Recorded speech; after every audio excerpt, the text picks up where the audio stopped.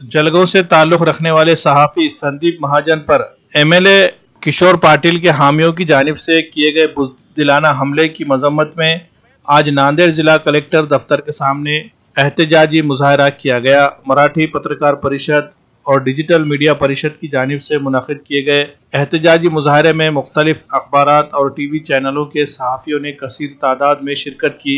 मराठी पत्रकार परिषद के सदर SM देशमुख की रहनुमाई में मुनक़िद किए गए मुजाहरे में जिला मराठी पत्रकार परिषद के सदर गोवर्धन बियानी ने क़यादत की।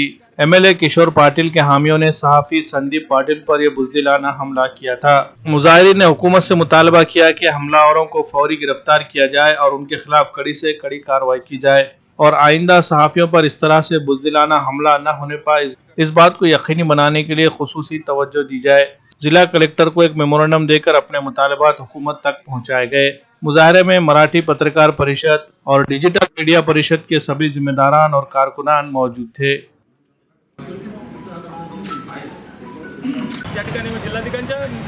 निवेदन देऊन आपण पत्रकार संदीप महाजन यांच्यावर आज सकाळी भीषण हल्ला झाला।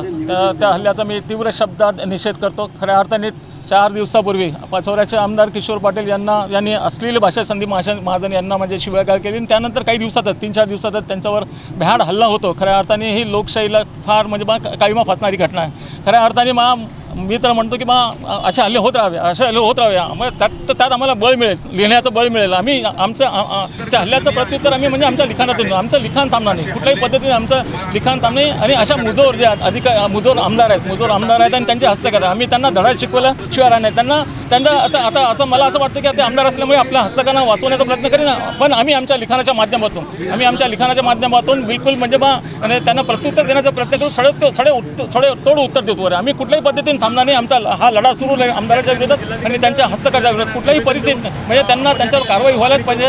आणि अशा पद्धतीने जर भ्याड हल्ले होत असेल तर पत्रकार एकजुटीने एकत्र येतील आणि त्यांना प्रत्युत्तर देतील आणि त्यांच्याच भाषेत त्यांना उत्तर देईल। अशा पद्धतीचं मी या ठिकाणी निवेदन करतो। या घटनेचा संपूर्ण तपास करावा। जर किशोर पाटील आमदार जे मुजोर आमदार आहेत त्यांची जर त्यामध्ये ते दोषी असतील त्यांच्यावर बिलकुल 100% त्यावर गुन्हा दाखल व्हायलाच पाहिजे।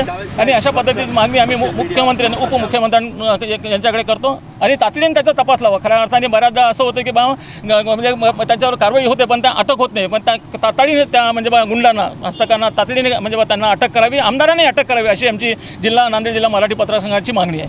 धन्यवाद।